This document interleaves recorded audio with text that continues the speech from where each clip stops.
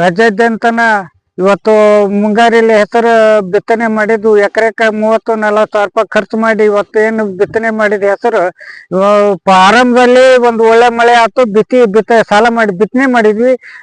ಕಳೆದ ಒಂದು ತಿಂಗಳಾದ ನಂತರ ಏನೈತಿ ಅದು ಒಣಗ ಹಂತದಾಗಿದ್ದು ಮತ್ತು ಒಂದು ಜುಲೈ ತಿಂಗಳದ ಮಳೆ ಆಯ್ತು. ಮಳೆ ಆದದ್ದು ಜುಲೈ ತಿಂಗಳಿಂದ ಆಗಸ್ಟ್ ತಿಂಗಳವರೆಗೆ ಸತತವಾಗಿ ಮಳೆ ಸುರಿದು ಬೆಳೆ ಎಲ್ಲ ಸಂಪೂರ್ಣ ಹಾಳಾಗ್ಬಿಟ್ಟು ಎಲ್ಲ ಏನು ತಿನ್ನಕ್ ಸಹಿತ ಬರಲ್ಲ ಆ ರೀತಿ ಆಗ್ಯಾವ. ಆ ರೀತಿ ಆದ್ರೂ ಕೂಡ ಇವತ್ತು ನಮ್ಮ ಕೊಪ್ಪಳ ಜಿಲ್ಲಾ ಉಸ್ತುವಾರಿ ಸಚಿವ ಶಿವರಾಜ್ ತಂಗಡಿಗೆ ಅವರು ಇವತ್ತು ಪರಿಹಾರ ಬಗ್ಗೆ ಏನು ಅಧಿಕಾರಿಗಳು ಹೇಳಿ ಒಂದು ಸರ್ವೆ ಮಾಡಲಿಲ್ಲ, ಕೇಂದ್ರ ತಂಡ ಕರ್ಸಿಯರನ್ನು ಸರ್ವೆ ಮಾಡಲಿಲ್ಲ, ಅದಕ್ಕೆ ಏನು ಪರಿಹಾರ ಹಾಕಂತ ವ್ಯವಸ್ಥೆ ಆಗಲಿಲ್ಲ.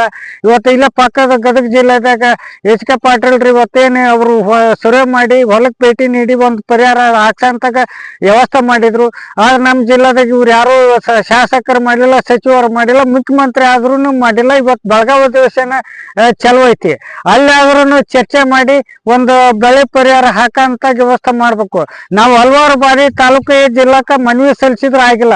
ನಾವು ಸಾಕಾಗಿ ಏನಾಗತ್ತಂದ್ರೆ ಇವತ್ತು ಒಂದು ಬಿನ್ನಾಳ ಬಸವೇಶ್ವರ ಜಾತ್ರೆಗೆ ಇವತ್ತು ಏನು ಯತ್ನಾಳ ಬಸವನಗೌಡ ಯತ್ನಾಳ ಅವ್ರು ಬಂದಿದ್ರು.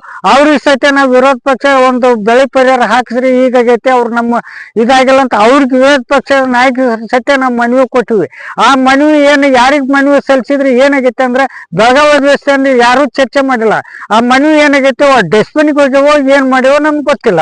ಈಗ ನಮ್ಗೇನು ಕೇಳೋದೇನು ಮತ್ತೆ ಲೋಕಲ್ ಶಾಸಕರು ಸಚಿವರು ನಾವು ಕೇಳ್ತೀವಿ, ಮುಖ್ಯಮಂತ್ರಿ ಅವ್ರನ್ನು ಕೇಳಕ್ಕಾಗಲ್ಲ. ಆ ಮುಖ್ಯಮಂತ್ರಿಗಳಿಗೆ ಚರ್ಚೆ ಮಾಡಿ ಬೆಳೆ ಪರಿಹಾರ ಹಾಕ್ಸಂತ ವ್ಯವಸ್ಥೆ ಅಧಿವೇಶನದಲ್ಲಿ ಚರ್ಚೆ ಮಾಡ್ಬೇಕು. ಇವ್ರು ಸುಮ್ಮನೆ ಒಟ್ಟು ಬೆಳೆ ರೈತರ ಬಗ್ಗೆ ಒಬ್ರು ಯಾರು ಧ್ವನಿ ಎತ್ತಿಲ್ಲ. ಈಗ ಧ್ವನಿ ಎತ್ತಿ ಪರಿಹಾರ ಹಾಕಸಂತ ವ್ಯವಸ್ಥೆ ಆಗ್ಬೇಕಂತ ರೈತ ಸಂಘದ ರಾಜ್ಯ ಉಪಾಧ್ಯಕ್ಷ ಚಂದಪ್ಪ ಕುಳೂರ್ ಈ ಮಾಧ್ಯಮ ಮೂಲಕ ಮನವಿ ಮಾಡ್ತೀನಿ.